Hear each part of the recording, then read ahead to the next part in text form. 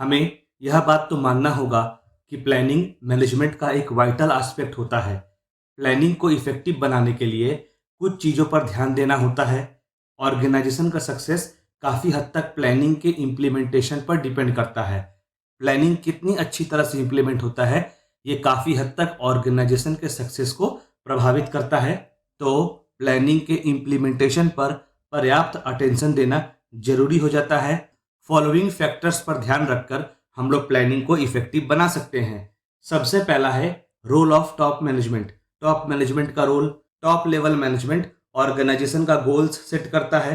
Top level management के proper support से ही प्लानिंग इफेक्टिव हो सकता है। यहाँ पर सपोर्ट का मतलब हुआ कि जब टॉप लेवल मैनेजमेंट ऑब्जेक्टिव्स को प्रॉपरली डिफाइन कर देता है, सेट कर देता है, तब प्लानिंग करना आसान हो जाता है और प्लानिंग प्रोसेस के इफेक्टिव होने के चांसेस भी बढ़ जाते हैं। दूसरा पॉइंट है एनवायरनमेंट फॉर प्लानिंग। प्लानिंग के लिए वातावरण।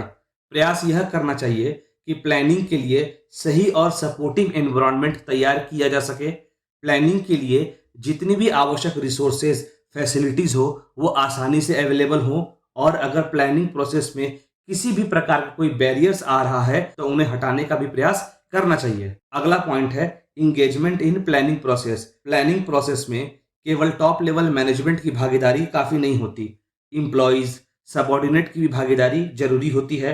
प्लानिंग तभी पूरी तरह से इफेक्टिव हो सकता है जब मैनेजर्स और वर्कर्स भी पार्टिसिपेट करें। इसके अलावा सबऑर्डिनेट और मैनेजर्स को यह भी मौका मिले कि वह अपने व्यू पॉइंट्स को रख सकें और आवश्यकता पड़ने पर सजेशन दे सकें। इन सब की वजह से उनका एंथुजियाज्म तो बढ़ता ही है, साथ ही साथ उनका काम के प्रति कमिटमेंट भी बढ़ जाता है, जो कि प्लानिंग प्रोसेस को इफेक्टिव बनाने में हेल्प करता है।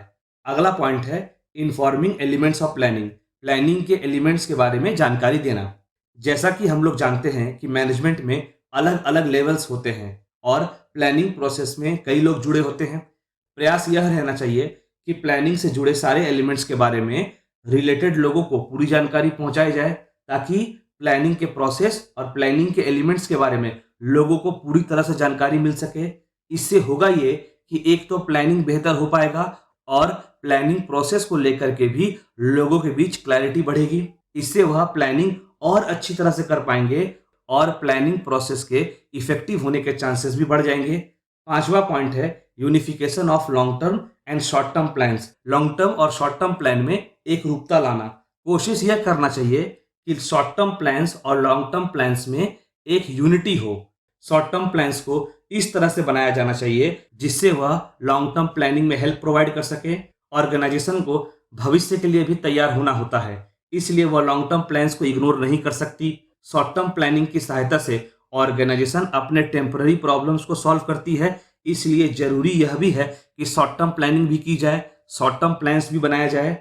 इसलिए जरूरी यह है कि शॉर्ट टर्म प्लान्स और लॉन्ग टर्म प्लान्स में एक प्रॉपर इंटीग्रेशन देखने को मिले, ताकि ओवरऑल प्लानिंग को इफेक्टिव बनाया जा सके। अगला पॉइंट है कॉस्ट बेनिफिट एनालिसिस। कॉस्ट और बेनिफिट को एनालाइज करना। प्लानिंग प्रोसेस में कॉस्ट लगता है और यह भी एक्सपेक्ट किया जाता है कि जो प्लानिंग हो रहा है उससे जो बेनिफिट मिलेगा वह उसमें लगे कॉस्ट से ज्यादा होगा। प्लानिंग प्रोसेस का कॉस्ट बेनिफिट एनालिसिस करना चाहिए ताकि ये समझा जा सके कि प्लानिंग प्रोसेस करना बेनिफिशियल है भी कि नहीं, प्लानिंग प्रोसेस लाभकारी है भी कि नहीं। अच्छा, प्लानिंग मैनेजमेंट का एक इंपॉर्टेंट फंक्शन होता है, जैसा कि हम लोगों ने डिस्कस किया, और प्रत्येक ऑर्गेनाइजेशन को चाहिए कि वह इफेक्टिव रूप से प्लानिंग करे, पर प्लानिंग प्रोसेस में कई सारे बैरियर्स भी देखने को मिलते हैं। चलिए एक एक कर उन बैरियर्स को समझते हैं। सबसे पहला है अजम्पशन से जुड़ी डिफिकल्टी। प्लानिंग करते समय अजम्पशन करना पड़ता है क्योंकि प्लानिंग फ्यूचर को ध्यान में रखकर की जाती है और फ्यूचर को ध्यान में रखकर काम करने के लिए अजम्पशंस करनी होती है। अजम्पशंस कुछ फैक्टर्स पर डिपेंड करता है और वे फैक्टर्स डायनामिक होते हैं, मतलब समय के साथ बदलते रहते हैं। तभी 100% एक्यूरेट अजम्पशन कर पाना काफी कठिन होता है।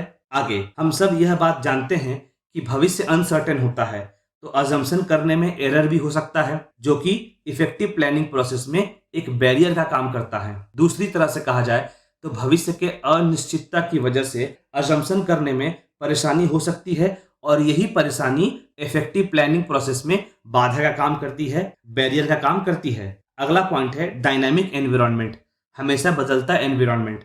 बिजनेस के आसपास के एनवायरनमेंट डायनामिक होते हैं, मतलब समय के साथ हमेशा बदलते रहते हैं, जिसकी वजह से प्लानिंग करने में परेशानी होती है। लंबे समय के प्लान बनाने के बाद भी किसी न किसी फैक्टर में चेंज आराम से देखा जा सकता है और फिर उस अनुसार प्लानिंग को ढालना पड़ता है। कभी कभी एक्सट्रीम केसेस में एक टाइम पीरियड के लिए बनाया गया प्लान दूसरे टाइम पीरियड में बिल्कुल काम में नहीं आता, क्योंकि समय बदलने के साथ साथ बिजनेस एनवायरनमेंट में भी बदलाव देखा जा सकता है।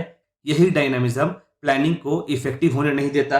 अगला पॉइंट है रेजिस्टेंस, प्रतिरोध। ऑर्गेनाइजेशन के कुछ एम्प्लॉय चेंजेस को लेकर काफी रेजिस्टेंट होते हैं और उनका ऐसा मानना होता है कि हमें फ्यूचर की तुलना में प्रेजेंट में अधिक ध्यान देना चाहिए, और इसके अलावा वे फ्यूचर की जगह प्रेजेंट समय को ज्यादा महत्व देते हैं। उनका यह भी विश्वास होता है कि प्लानिंग प्रेजेंट काम में डिस्टरबेंस क्रिएट कर सकता है। यही माइंडसेट इफेक्टिव प्लानिंग प्रोसेस में एक बाधा का काम करती है।